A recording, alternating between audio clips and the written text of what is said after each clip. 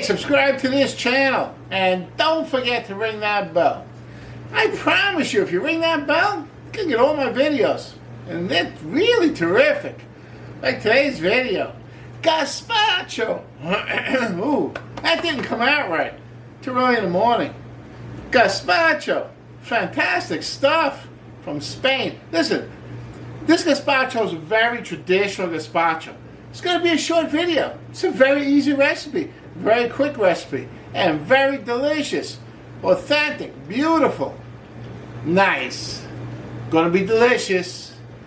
You can add vodka to it if you want to. That's also delicious. All right, let's get cooking.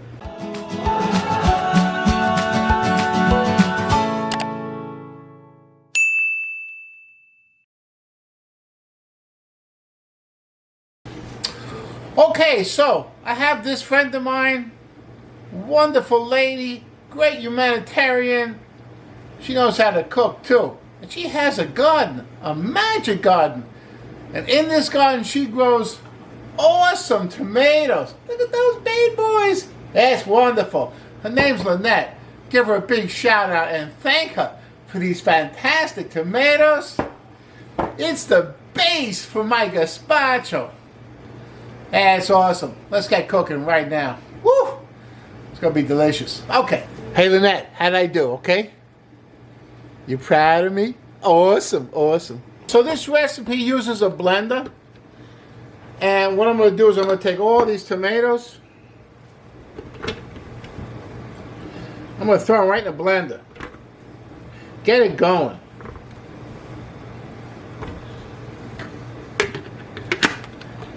Okay, this is 2 pounds of tomatoes.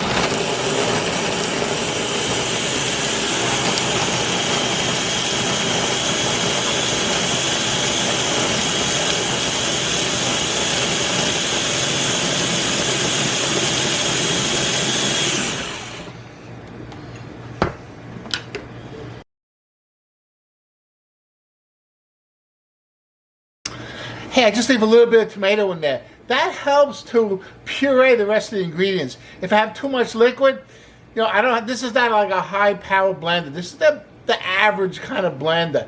And it's not going to pulverize and puree the ingredients well with a lot of liquid in there. So I take out most of the liquid, just leave a little bit in there, half a cup to a cup of liquid.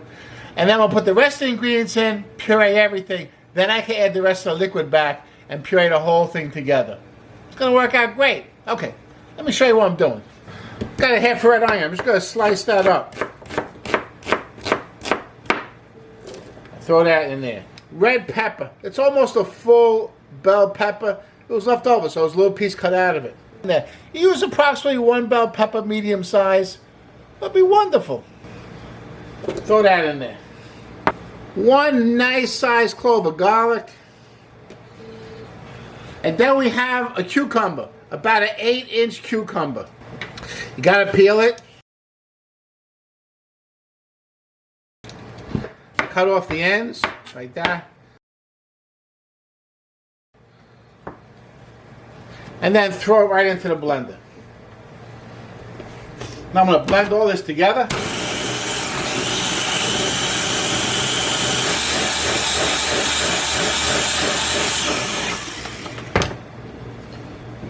So, I pureed that for about 2 minutes.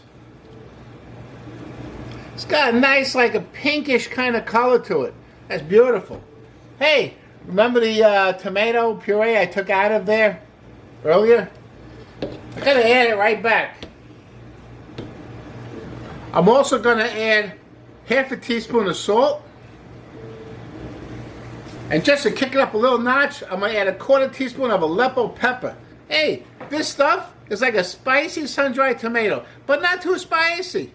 It's got about half the spice of a jalapeno, so it's not that bad. Wonderful.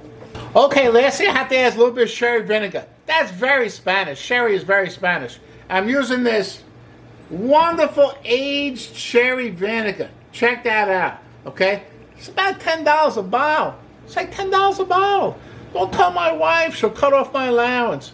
Okay? So, I gotta add about 2 teaspoons. Just give it that little bit of brightness in the vinegar. Wonderful stuff. Okay, I'm going to puree this for another minute.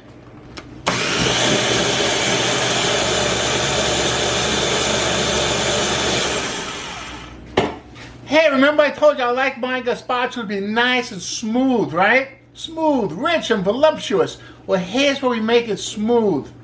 Gotta strain it. Not just through any strainer. We're gonna use a chinois. That's a very fine strainer. Look at that. That's fine. Okay, so chinois run about $65. You don't have to buy a chinois. There's other things you can use. If you go to your grocery store, sometimes they'll sell that round, looks like a bowl with a handle, some kind of metal that's a very fine, like screen inside. You can use that too. I have a chinois. I'm a chef. I have to have a chinois. Awesome. Take this awesome mixture I made and pour it into the chinois. Woo, beautiful. Then I have a rubber scraper. Hey, you have to use a rubber scraper or else you'll break the chinois. And scrape down those sides. Get that going, man. You're pressing this through the chinois. Look at that. All right, that's pretty thick, right? Okay. I don't think any more is going to come through. Hey, you can save that solids, like the pieces that didn't go through the chinois. Or you can throw it out. I just throw mine out because I cook too much. I don't know what to do with it. I'm throwing mine in the garbage. I don't feel like using it for anything. It's okay. Anyway, that's what it looks like. Beautiful, kind of like orangey and beautiful and creamy. Of course, I gotta taste a little bit. Make sure it's good. That's nice. It's missing one very key ingredient. Can't live without it. Olive oil. Okay, now, for this recipe, you're going to taste the olive oil. So you need to get a really good, extra virgin, first press, cold pressed olive oil. Good stuff. This is at Costco, so this go for about $12. If you buy your local grocery store, you get about half this size for $12. But you gotta pay. You gotta get good olive oil. I got Goya brand, that's fine. You can get other brands, whatever you want. But it's gotta be good olive oil. Extra virgin, cold press, first pressed, wonderful. Okay, I just measured out a half a cup of olive oil. Smells delicious. Wow, good stuff. Okay, I have this little lip over here, and that's where I can pour in my oil. Okay, but very important, you gotta pour in the oil as the machine is running. You get the machine running and pour in the oil, nice and slow.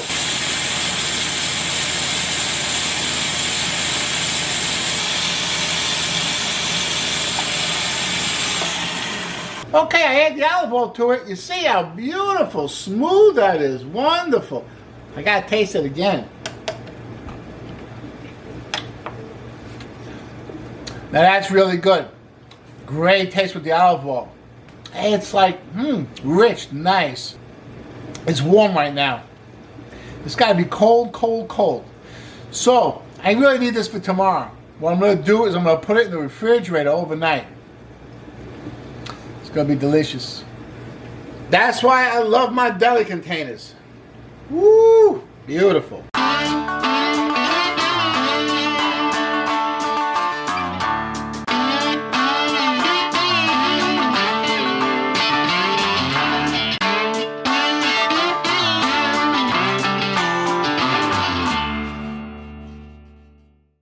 Hey, that fits perfectly. Okay, let's cover it up. Hey, if you need to, if you make it in the morning, you can serve it at nighttime. It needs at least 6 hours in the refrigerator. I just do it overnight. Listen, I like things easy, okay? Leave me alone. So, I make it today, I serve it tomorrow, very easy. I make it, I throw it in the refrigerator. It's delicious. Put it in the refrigerator. Not the freezer. It's too cold. Put it in the refrigerator overnight, or at least for 6 hours. Gonna have some nice gazpacho later. Woo! Okay, so it's the next morning. I told you I'd do this overnight. I wasn't kidding around. Looks beautiful. Hey, if it separates, all you gotta do is pour this into the blender slowly while the blender's running, just like we did with the oil, and it'll come right back. Fantastic. I like to serve this in a fancy glass. Like a wine glass is fine. There's a champagne flute, that's fine. Got these little designs on these dots. Hey, that's great. Wonderful. This is nice, smooth, rich. I love it. As the beginning of a meal, or sometimes you're sitting on the patio or sitting in the living room just before the meal, and you pass out some nice gazpacho shooters. Fantastic. Don't forget about that vodka idea either. You know, I laugh, but that's not a bad idea. Okay, anyway. Look how nice and smooth this is. Woo! Fill the glass about 2/3 of the way. That's wonderful. Now, it's not just that simple. You gotta add a little garnish to this. Make it special. I just take a lemon slice and put it on there. Just like that. Hey, look at that. That's fantastic. That is nice, smooth. It's got the tartness from the cucumber. Cucumber has a little tartness in it. So do the tomatoes. And then it got that richness from the olive oil that kind of rounds out all those tart flavors. Wonderful. Good stuff, man. You want to serve this with something awesome? Check out my ceviche video. Nice. I'm going to finish this gazpacho, a little ceviche. Have a nice day. Awesome.